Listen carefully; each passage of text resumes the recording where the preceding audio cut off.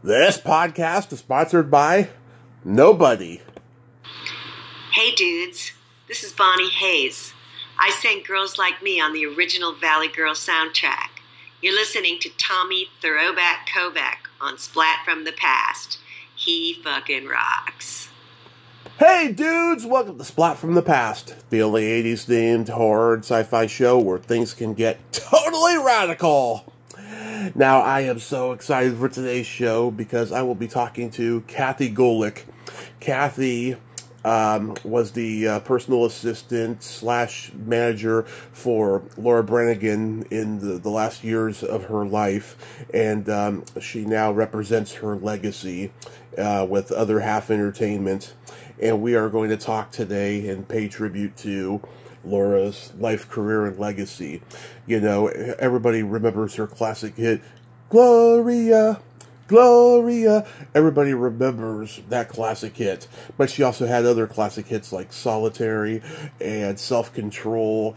And she was an actress back in the 80s, too. I mean, she guest starred on Chips and Automan, a very funny episode of the horror anthology series Monsters. And, of course, Mugsy's Girls. Oh my God, I love that movie. You know, I've interviewed Rebecca Forstad from that movie, and we're going to be celebrating the 40th anniversary today, and I cannot wait. I've been wanting to do a tribute to Laura Branigan since day one, but it wasn't until Kathy started doing podcasts that I was like, yes, she's going on the list. She's going on the list. I have to have her. Also, too, tonight I will be dropping Ask Tommy number 4, where I answer questions, or frequently asked questions, I should say, from listeners and guests. So keep an eye out for that, and an ear out as well. So yeah, here is my interview with Kathy Golik.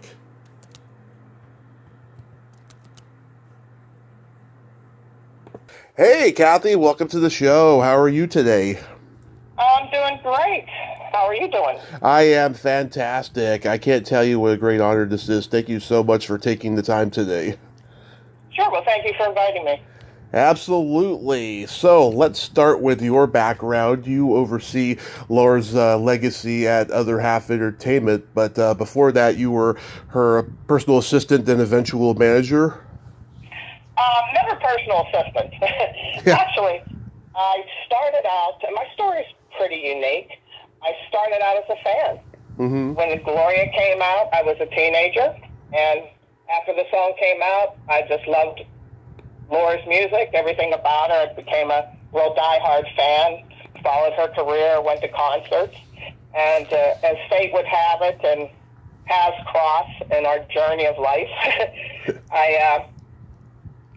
when Laura started doing shows again in the 2000s, I started going to a lot of her shows, and we just became familiar with each other, and we would talk after the show. She would do meet and greets, and then a lot of times I would spend time with her beyond that. Mm-hmm. And we just got to know each other, and eventually I launched a website that would then become her official website. So that was the first thing officially that I did for her, was her website. And then I was doing that, and there was a point in time where she was between management, and I just offered to help her out with the things she was doing, booking shows. She was working on a cookbook. I was checking into some things about that for her. And at one point, I was pretty much doing everything that a manager does, and she had told a friend that Kathy's doing everything pretty well, so, you know. Yeah. Then what that led to is then she asked me to be her manager. Wow, and she remembered you every time she saw you. That's very rare. Yeah, exactly. But she was a great lady, and she loved her fans, and so it was, it wasn't anything out of the ordinary. She loved to meet with her fans after the shows, and like I said, I would just hang around even after that, and there was usually a small group of us. We were the regulars. She would look out in the audience, and we'd usually be in the front rows, and she was comfortable seeing us all there at all the shows, and we would just, have conversation afterwards with her, laugh with her, whatever, when she would be winding down after a show. So yeah, so those were great days, great memories, great times. Yeah, I mean, because I know a lot of managers and so forth, and a lot of them started out as fans, and none of them in their wildest dreams ever thought they would be managing their idols. You know, it's pretty surreal. Yeah, it is. One point that I really remember about with all that is watching the Macy's Thanksgiving Day Parade in 1982, and of course Gloria was at the top of the charts at that time, and I remember I would watch that parade every year. And that year in particular, I knew Laura was going to be on there. So I was especially waiting to see her. And I think I was sitting in my pajamas that morning in front of the TV. And I never could have imagined, I'm sitting here talking to you now, and how my life took that wonderful twist and crossed paths with her again. Yeah, it's really, when I stop and think about it, still rather mind-boggling to me. But yet, that's what happened. So. Yeah. What did you do for a career before that? Teaching. My degree is actually in teaching. Nice. High school. Yeah. Biology. Nice. Did you enjoy doing that? Yeah, I enjoyed it. What subjects did you teach? Biology. Biology. Wow. Yeah. Wow. So there was like a lot of frog cutting and stuff? Yeah, back then. Nowadays I don't think they let the kids have the scalpels anymore. No. But yeah, there was the dissections back then. Yeah, I don't think they let them do that too much nowadays. But yeah, I did my fair share of dissections. Wow. So going back in time, like Laura grew up in a Irish Catholic family. She had 4 siblings. She was the 4th of 5 kids. Did she grow up a tomboy? Yeah, she was. She liked sports. She liked climbing trees. She loved nature. She loved horses. Yeah. Yeah, because a lot of those New York female singers, I mean, they were pretty tough looking, like Pat Benatar and stuff, who was a tomboy. But I mean, she wasn't that tough looking, but she did have that airs of you better watch out. Yeah, but what's interesting with Laura is that really at heart she was very shy, very shy growing up. She considered herself a country girl. She would say that she was so shy in class that she'd have her head down and she barely could ever raise her hand. Yeah, and it was really never growing up, it was never on her radar that she would end up even being a singer, a performer, an entertainer. Growing up, that was the farthest thing from her mind. And I've seen some of those appearances she did on The Tonight Show. She looked very shy. Yeah, she was this powerhouse, this force of nature on stage in the recording studio. But then when you hear her in interviews and you see her talk, it's a contrast. Because you hear that big booming voice that comes out, and then she's talking, and she's very soft-spoken, very shy, even introverted. Yeah, she did musical theater in high school with the Pajama Game, which, by the way, I did stage crew for that play in my high school. Oh, that's neat. Very nice. Yeah. Did she want to be an actress first and foremost before singing? Well, she always knew she had that voice, but as you said, that's where she really came to life on stage. And when she got involved in that role in Pajama Game in high school, once she was on that stage, she realized that's the way she could get all of her emotions out, all her feelings, and she loved it. So as things worked out through her drama teacher, they got her so that she was admitted after she graduated high school to the American Academy of Dramatic Arts in New York City. So she did train first as an actress. Wow. Because she had a folk rock band called Meadow, and they had a record called The Friendship in 1973, which I've heard, and it just didn't go anywhere. Well, what the story is on that, right, Meadow was a folk rock group. They just had the one album, but I guess there was some kind of underhanded stuff that was going on with the label, and they didn't get the promotion they were supposed to, and then it just bottomed out, and nothing proceeded any further with Meadow, unfortunately. Yeah, their music was pretty interesting, and her voice sounded fully formed in that music in 1973. Right, and she was also with Meadow, also involved in songwriting too. Yeah. Oh my God. And yeah, she was the only girl in the band, right? Right, exactly. Wow. Did she get involved in that band in high school, or was it after? That was when she was at the American Academy of Dramatic Arts. Walker Daniels and Chris Van Cleve were the other founding members. Walker Daniels was on the faculty at the school, and Chris Van Cleve was another student. And a friend of theirs had taken them to see a play that Laura was doing, and they saw her and they thought, wow, you know, this girl's got something. So they started to get together, the three of them, and just jam and, you know, do the music thing, and then they formed this band. Wow. Do you know if they ever got to open for anybody big? No, I don't really even think that they toured. Yeah, they had a couple singles that were out.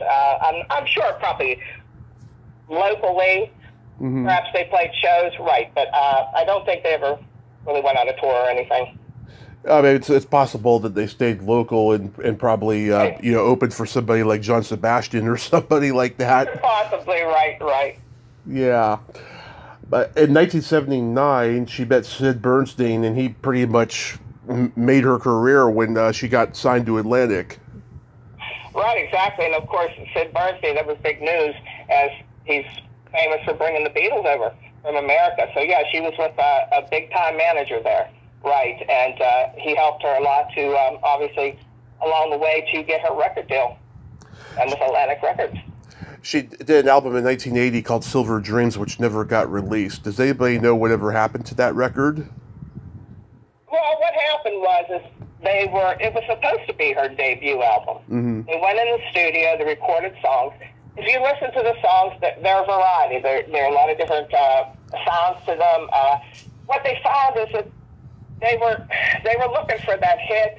They were looking to try to slot her in a certain singing style, and which they found out later on was really almost an impossible thing to do with Laura, because she could pretty much sing anything. She could sing the phone book, and it would have sounded good.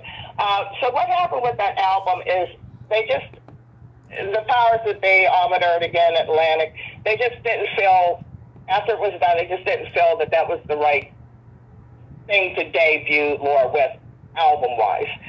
There were a couple songs that were released. They were looking out for number one. It really didn't go anywhere on the charts.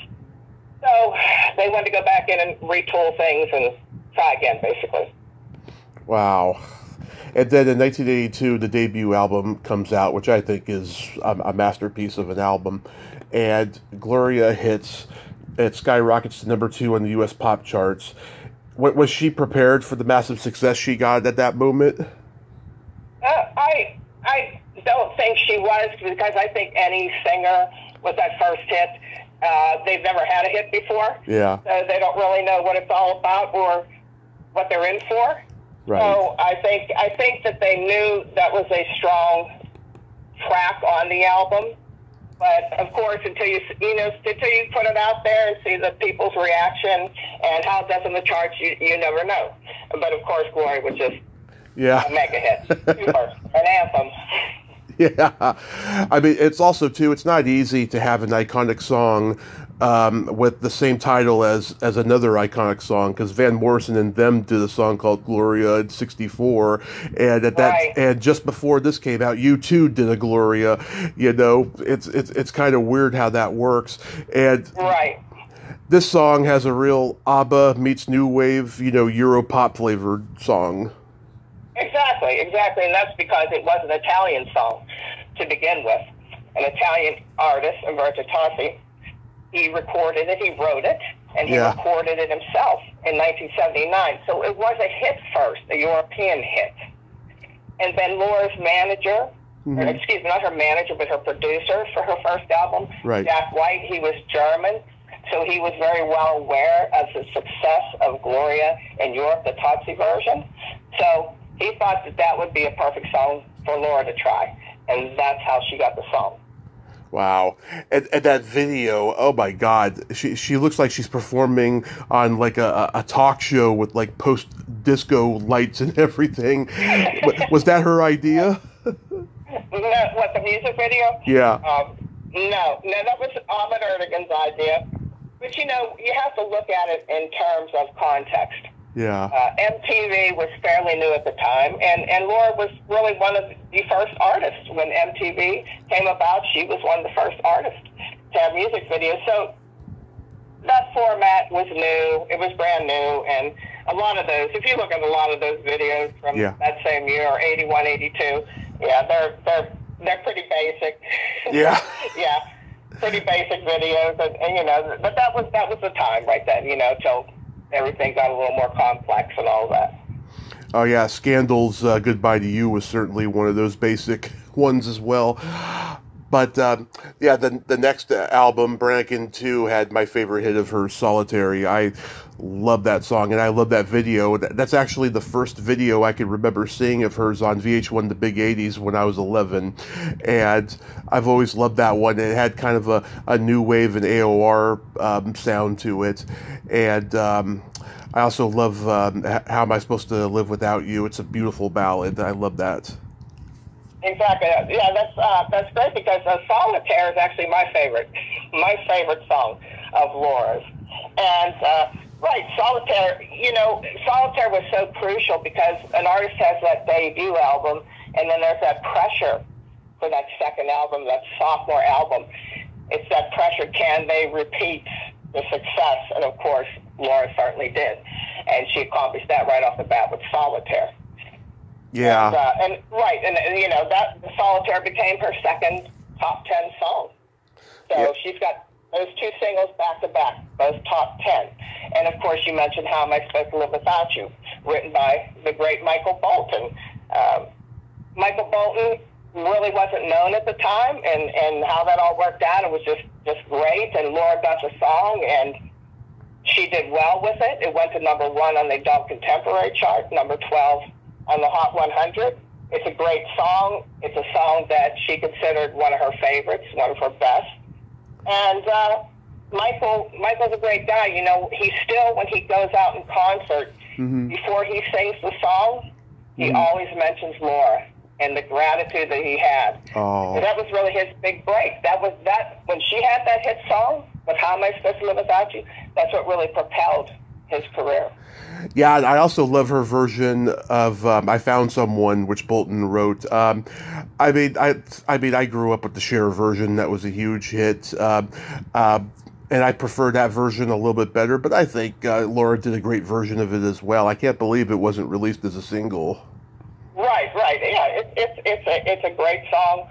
Laura does a great song with it. I think, of course, Cher had a big budget video for it. Yeah. I think if when it was released with Laura, if Atlantic had actually done a music video, I think the song would have done a lot better. Exactly, because again, this was the time of MTV and videos were everything. So I think there were some missteps. Some videos were not made.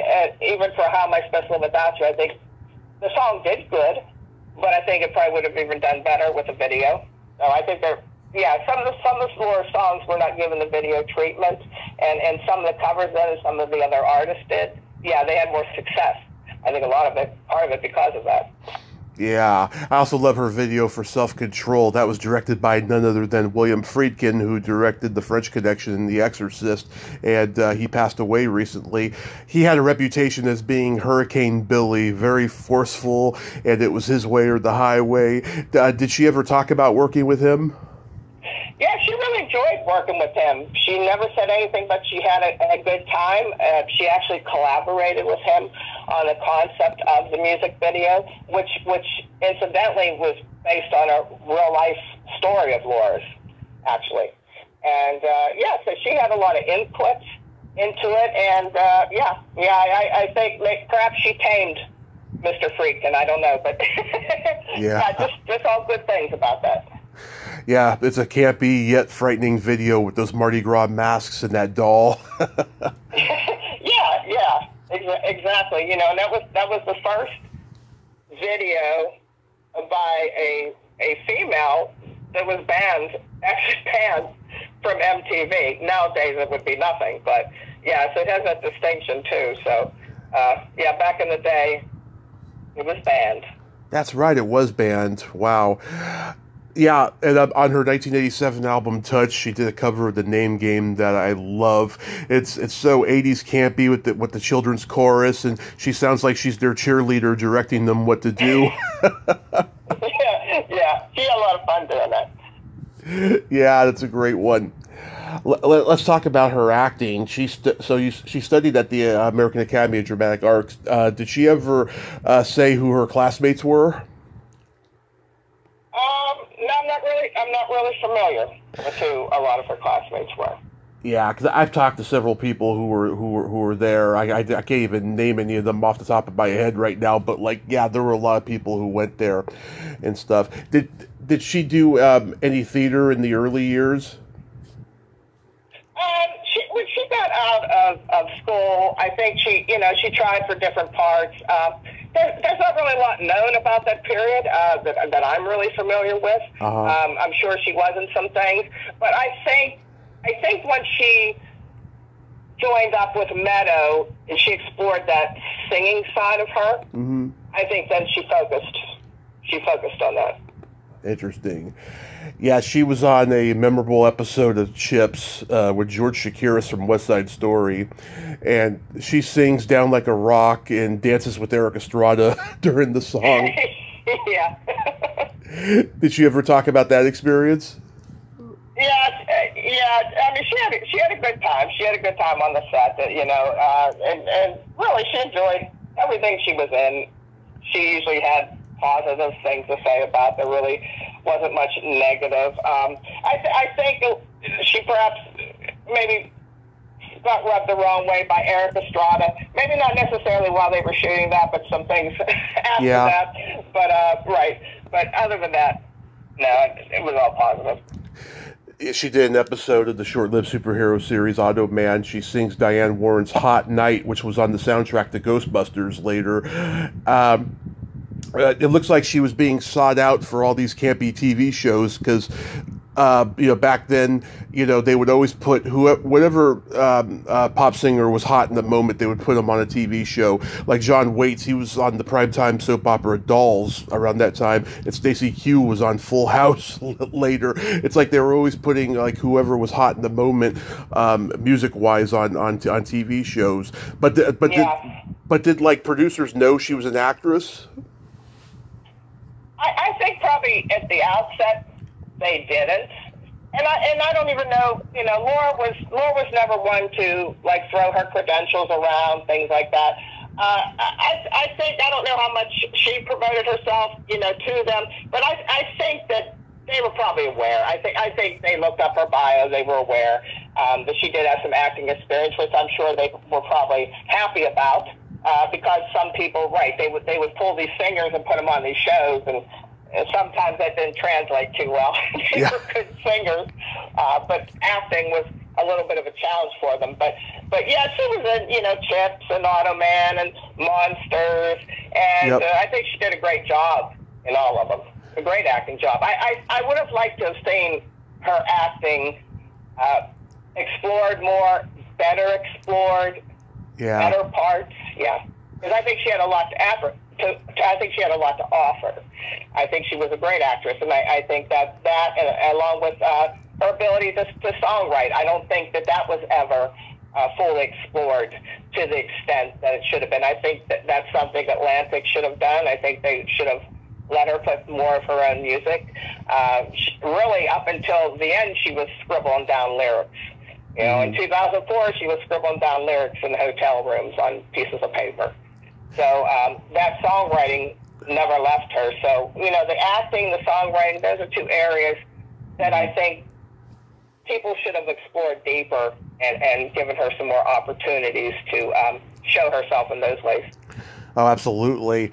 I love Mugsy's Girls. I watched it on USA Up All Night as a kid, and as you know, I've talked to Rebecca Forstad twice, and I'm going to have Kevin Brody on this year. We're going to talk about the whole genesis of the movie and stuff. But when I talked to Rebecca in that first interview, I assumed the movie was shot before she became a star, but she told me she was right at her peak of being a star. But my question is, how on earth did she get cast in a low-budget sex comedy like this? Well, it's just agents. I guess the agents, agents they look for parts. I don't know all the background on how she actually got the role. But, you mentioned Rebecca Forstadt, and I've been in contact with Rebecca in recent months. We do a tribute period for Laura every August, and I usually ask some people that have worked with Laura, whatever genre, to submit some written pieces. And I actually, this past year, Rebecca, who of course played Karen, and Eddie Deason, who played Blaine, both of the nerdy characters of the film, I was in contact with them, and they had such great things to say about Laura. Rebecca said that Laura was always so sweet and kind on set, that she was never a diva, despite being this huge star. Never a diva, never an attitude. Eddie said that Laura was a consummate pro in her acting, that she always came prepared, always knew her lines.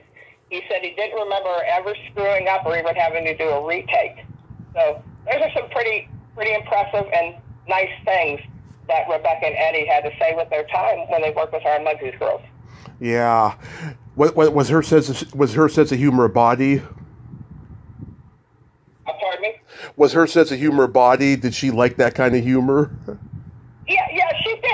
Laura was she was a practical joker. She loved pranks. She loved different things like that. So yeah, different parts of that film, I think. Yeah, her character Monica, I think was a lot like the way Laura was in real life. Yeah. Yeah. Is she a comedy fan in general? I know she did Saturday Night Live with the Smothers Brothers hosting. Right. Well, they had her on. It was interesting because they had her. Remember that show, Bloopers and Practical Jokes? Yep. Yeah. Well, they actually did a little reverse on Laura there. They played a prank on her at that time. So they actually got the Practical Joker. They pranked her on the one episode. So yeah, and they totally caught her off guard. She had no idea, but it was kind of nice to see somebody get her. And if you talk to the guys that were her band members on tour, she was always joking around, playing pranks, making people laugh. Yeah, every time I talk to somebody, no matter what aspect of Laura's career that they were part of or associated with, they just have the best things to say, and she was just a great gal, a lot of fun. Yeah. She did an Australian movie called Backstage. I tried to watch it, but it put me to sleep. It was too slow. Did she enjoy making that movie? Yeah, I think she did. That movie, it had a lot of, in the background, there were a lot of, it almost didn't get made. There were a lot of production issues, different parties kind of arguing back and forth and things like that. There's a whole thing behind that. But it did get made. And, I enjoy it. I think Laura does a great acting job in it. I have some favorite scenes in there, and, yeah, she was over in Australia, obviously filming it, and she loved being over there. And she loved, she was doing a lot of things with the Aussies there, and just having a good time and seeing Australia. So yeah, it was a good time for her. Yeah, you mentioned that episode of Monsters. Yeah, I love that episode. Martin Downey Jr. is a sleazy radio host, and she comes in with that alien in a box. And she's got that morbid smile, like kill when the alien comes out. Yeah. yeah, she was great. She was great in that role, right? Yeah, it's like don't mess with her. Yeah, her hair's a little short. Yeah. Is it true that she was almost the singer for the theme song to the James Bond movie Octopussy? Yes, very true. Right, the song All Time High. And it's funny because I just had somebody talk about that. I think it was on her Instagram. And what happened there is one of the producers, he originally strongly wanted Laura to do the song. Laura was big at that time, and he thought she'd be perfect for it. And what happened was his daughter was, I believe, an assistant on the film. And she was a big Rita Coolidge fan.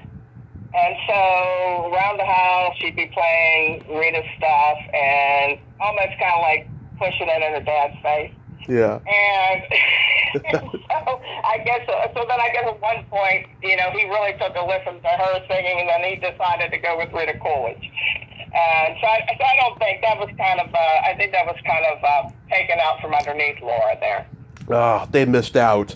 That's just... Yeah, they did. You know, and it really, you know, you think about it, it really was probably the influence of this guy's daughter, because Rita Coolidge at the time, that was not the height of her, but Laura was there, you know. It was the height of everything with Laura's career. Yeah. And, yeah, you know, so I think that, yeah, I think Laura should have sung that song. Definitely. Yeah. In the 70s, Alice Cooper missed out on doing the Man with the Golden Gun theme song, but it's on his album Muscle of Love, and it's fantastic. It should have been in the movie. Right. Wow. Yeah, she did a lot of soundtrack songs, you know, again with Hot Night for Ghostbusters, Sharpshooter for Body Rock, and the one she did with Joe Esposito for Coming to America. I actually talked to Joe a few years ago. He highly praised her, so... Yeah, that's interesting, because Joe actually stopped by her Facebook page not long ago, and he made a nice comment. Oh, yeah. I thought that was very nice, yeah. And that's a great duet that they do. That's great. You know, and Joe had worked with her. You know, he was on Branigan, too, as a backing vocalist. So, you know, they had worked before. They also were both on, of course, one of the most iconic films and soundtracks, not only the 80s, but all time. They were both together on Flashdance. They both had songs. So, of course, Laura had Imagination, and Gloria was in the movie, too, but didn't make it onto the soundtrack. And, of course, Joe had Lady, Lady, Lady on the Flashdance soundtrack. So, yeah, so they, you know, throughout the years, they crossed paths, and they did different things together. But, yeah, he's a great guy. Yeah, he is. She did a Jerry Lewis telethon. Did she ever talk about that? Not specifically to me, but that specific telethon. But she was, you know, she very much had it in her heart to give back. Mm-hmm. So throughout her career, she did a lot of telethons, and one stands out to me always, the one in Canada that she did, and she's singing, and they have children in the front row. Well, not all children, young adults. Mm-hmm. They're in wheelchairs across the front. And she even at points stops singing the song, and she goes over to them, and she bends down, and she hugs them, and smiles at them. And they're, you know, they just have these big smiles on their face. And that just touches me so much. And what I do for Laura, I always tell people, you know, when you hear Laura, somebody says Laura Branigan, you think of Gloria Self-Control. Like, you hear that she is this magnificent artist, but the next thing I say is, but she was so great as a person, too. Yeah. She was so genuine, so caring, and as I mentioned in that telethon, when you see her with those people in the front row there and bending down and hugging them, that's her heart. That's who Laura was and is and always will be. She was just a great lady with a big heart, would help anybody if she could. I love that. She played Janis Joplin on Broadway and loved Janis. That had to have been a dream project for her. Oh, it was, and I was fortunate to have seen that performance, and she was just awesome. And they had two people playing the role Janis. There was like the talking Janis, and they called Laura's role the singing Janis. And it was an intensive show. There were 19 songs. She performed 19 songs in it, but she didn't. Even though she was the singing Janis role, she wasn't just relegated to singing the songs. She also had speaking parts. So that was exceptionally exciting for me to see her act in person, to see her act, not on a screen, but to actually be witness to seeing her act. And she was great. She was great singing. She was great acting. It was just great. How long did that run for? Well, that's the thing. She was only ended up doing 2 performances, and everybody's like, "Why did she only do 2 performances?" Now there's a story out there. There was some kind of things didn't mesh up with some kind of union contract or something. She never said that to me. What she told me is that her doctor had advised her that if she went out, several nights a week or however often the show was and performed those 19 songs in that gravelly, raspy Janis Joplin style, that she would indeed damage her vocal cords, her voice. So, given a choice between continuing in the role and taking a chance with her voice, she chose her voice. Was Janis her biggest influence in terms of music? She liked Janis Joplin, but really her big idol was the French singer Edith Piaf. Oh. Loved her. Yeah, and she loved some other people that she looked up to were influences. Aretha Franklin, Gladys Knight, Barry White, and she had a diverse cast of singers that she liked. She liked TLC. I remember her talking to me about TLC. Yeah. She liked Stevie Nicks. She mentioned before Pat Benatar and Wilson of Heart. So she had quite a cross section there of singers of different types, different genres. Yeah. Yeah. I noticed in every picture she's barefoot. Was she a person who just preferred to be barefoot all the time? Yeah. Laura likes simplicity.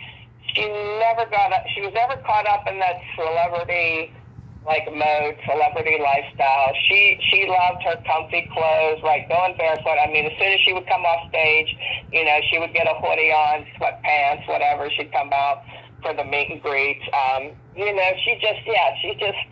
loved her comfy clothes. Loved going barefoot. She was just like the girl next door. She was just like one of us, and that's another thing that I really fell in love with early on, and getting a sense about her as a fan. Is you just felt like you could easily go up and talk to her, and I saw that played out when she did the meet and greets. Many times I'd be right there beside her, and it was just awesome to see how she would interact with the fans, and she remembered fans too, and I was always amazed at how she would remember fans that came to her shows, and she was just so personable, and that translated over from her music. Laura's music, the biggest highlight of it was all that emotion that she put into it. Yeah. And her fans and people that listen to her songs, that really comes through strong. And so when you have a singer like that, people that are listening, fans, that singer, those songs become so personal to them. And when Laura passed away, I got that same thing from so many fans. They would write me messages or send me emails, not knowing what the other one's saying, mind you, and they would say the same thing. I just don't know why, but this Laura passing has affected me so deeply. I always felt this personal connection to her, and really that's the result of her art and how she carried it out. It was done in such a personal way, and people just really, it really resonated with them in that way. Yeah. I can imagine, though, when her husband passed, she was never the same again. No, right. That was a hard thing. In the mid-'90s, Larry, he got diagnosed with colon cancer, and Laura did something that I don't know that a lot of artists would do. She totally quit the business for that time, solely to take care of him. He went on to live another couple years, but then, of course, he sadly passed. And it was hard. It was hard for her. But I told her several times in conversations that I really admired what she did in that situation. But like I said, I don't think everybody would have made that choice. And she said to me, Kathy, it's really nothing to admire me for. She said, that's just what I had to do. And that answer just sums it up. Again, that's the type of person Laura was. She was like, there was no other choice. He was sick, and that was where my priority was going to be, and I took care of it. Had she been to the doctor at the time of her passing? She was under doctor's care at the time of her passing. I know that personally.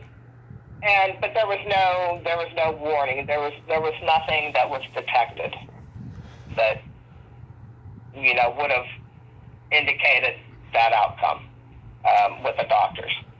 So it was very much a shock to all of us. I'll never forget getting that call. It was a Friday morning, and a mutual friend is who called me to tell me.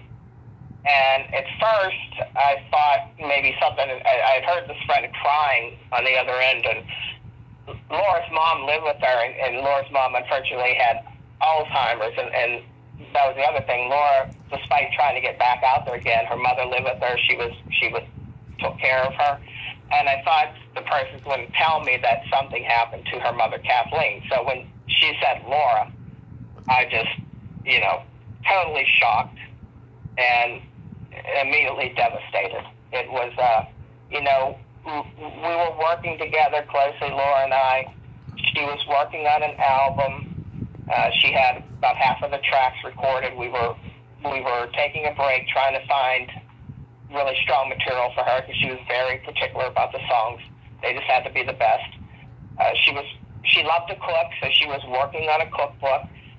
We were working on bookings up in Canada, getting her back out there in a much bigger way. And she was very, very, very excited about it. That gave me joy, made me happy. Mm-hmm. So, despite the devastation of losing her, that's my consolation in the end. Is I know that when she left, she was in a good place. She was excited, and I was glad for her. She was, like I said, she was in a good place, and that's what helps me through that. But of course, it was totally unexpected, and I'll never remember. I knew that Friday, and of course, I was coordinating things with her family, and when are we going to announce this? How are we going to do that? And the decision was made not to say anything until the next day, and it was decided that the fans would be notified first. It was a days of discussion forums, really before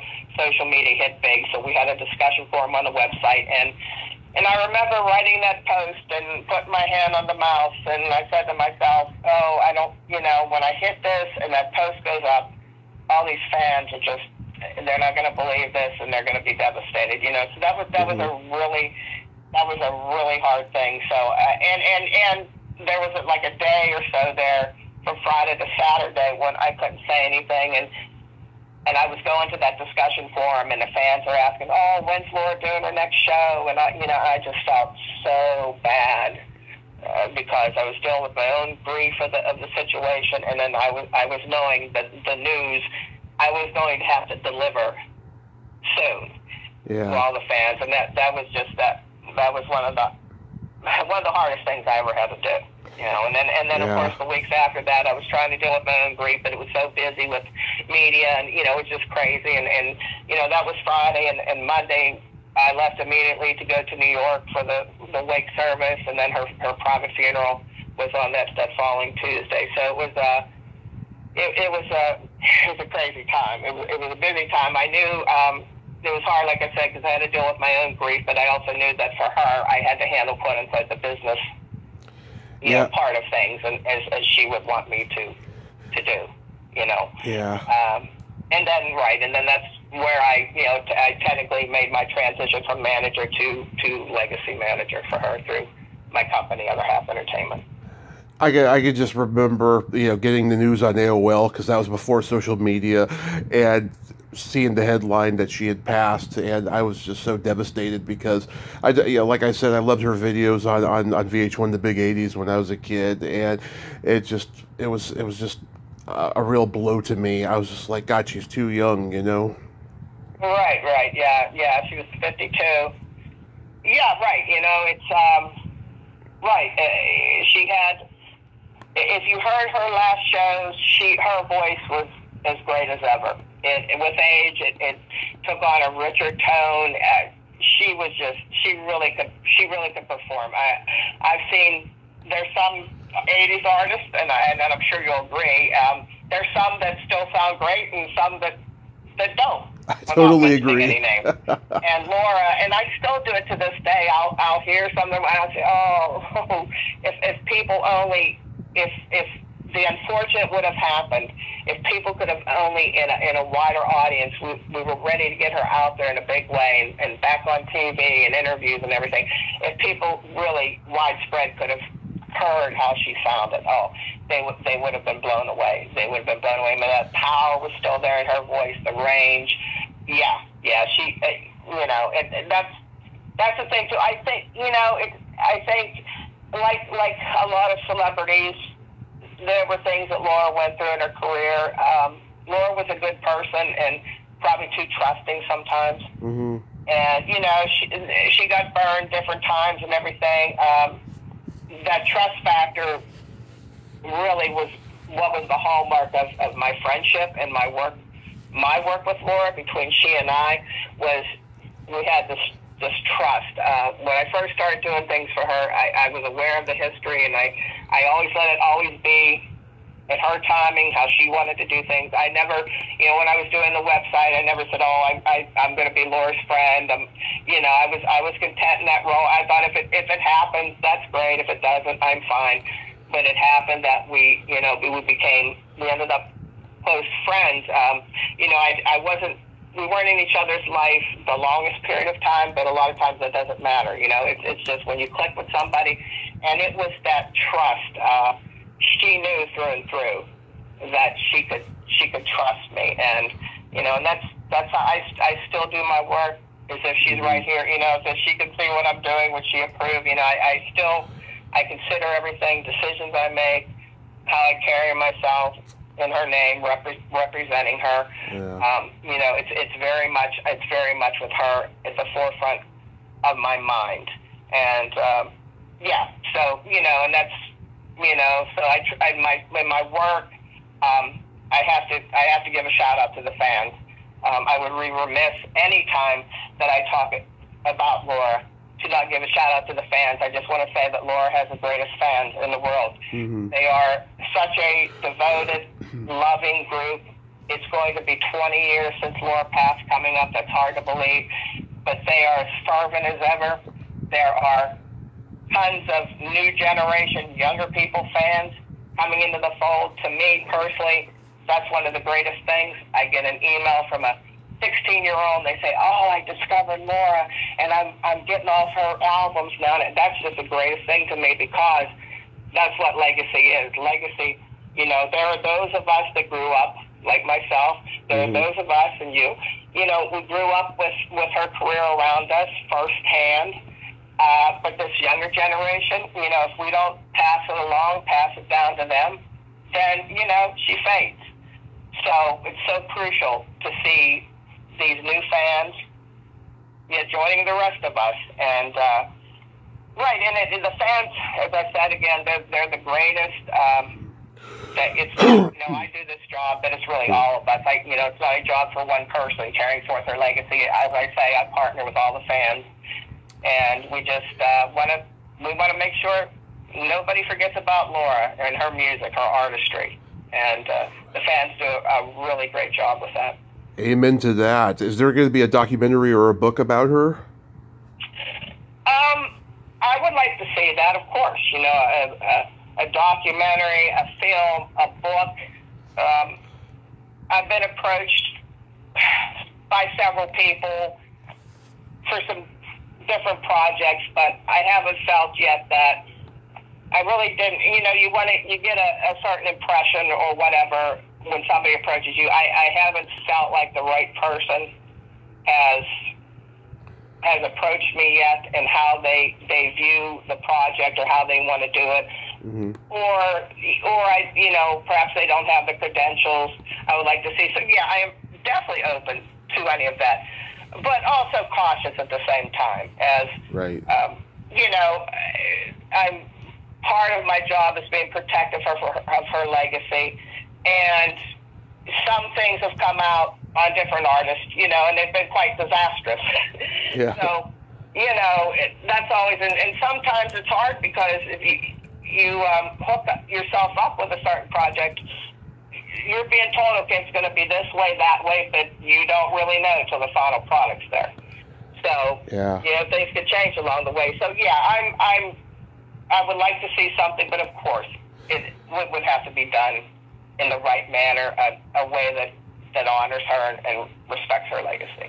You need like an Allison Elwood who did the documentary for the Go-Go's, because that documentary turned out perfectly. You know, right. I think I think documentary would be my first choice off the bat, because those tend to not get into as much embellishing or adding to the story or this or that, sensationalism or whatever. Mm-hmm. So a documentary would definitely be great. She certainly deserves something like that. I am working with somebody in the UK.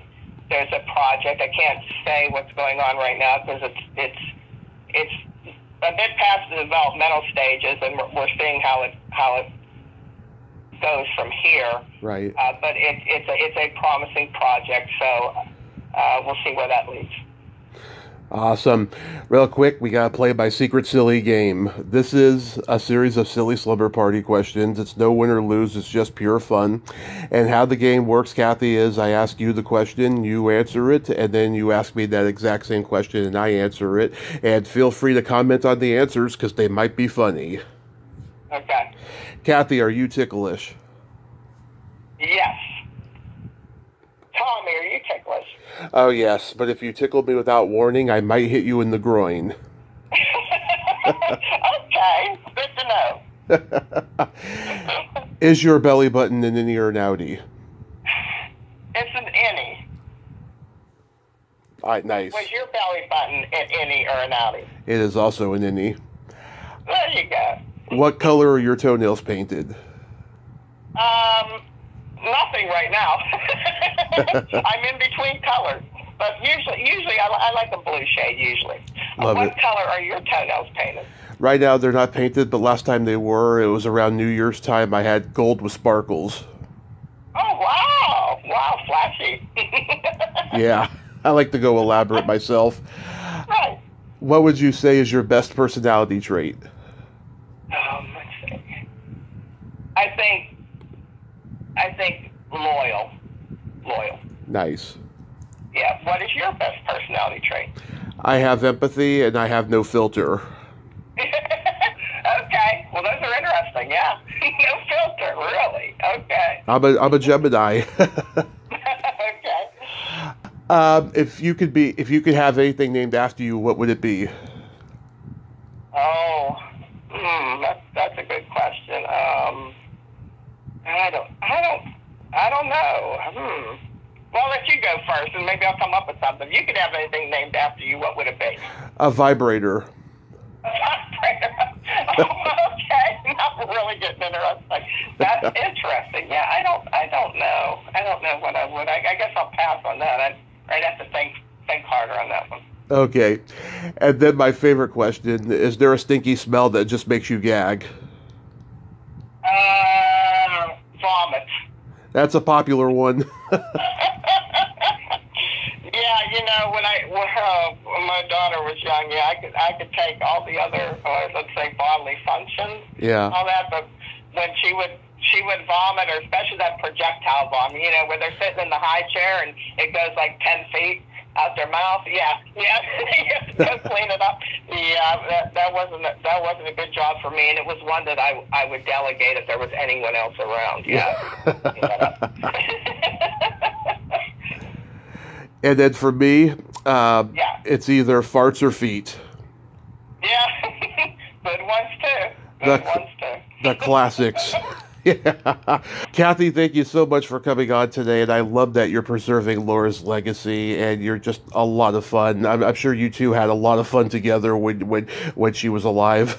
We did. Like I said, she was a great gal, and I thank you for inviting me today. I welcome and appreciate any opportunity to tell others more about Laura and her wonderful legacy. Well, I hope that book and documentary gets made, and you have yourself a great rest of your day, and be safe out there. Okay, you too, Tommy. Thanks so much. Thank you so much. Bye-bye. Bye-bye. Well, there you have it. Kathy Golik, ain't she a sweetheart? Oh my God. I bet her and Laura had a lot of laughs together. She is so fun and funny, and just I love her energy, and I'm glad she's preserving Laura's legacy. What a life she had, and she was so kind and generous. I can't stress that enough, and neither can Kathy. She was a very kind, generous person, and it comes out in her performances, both in singing and in acting. Well, until next time, this is Tommy Throwback Kovac saying, there's no shame in living in the past because the present sucks. Later, dudes.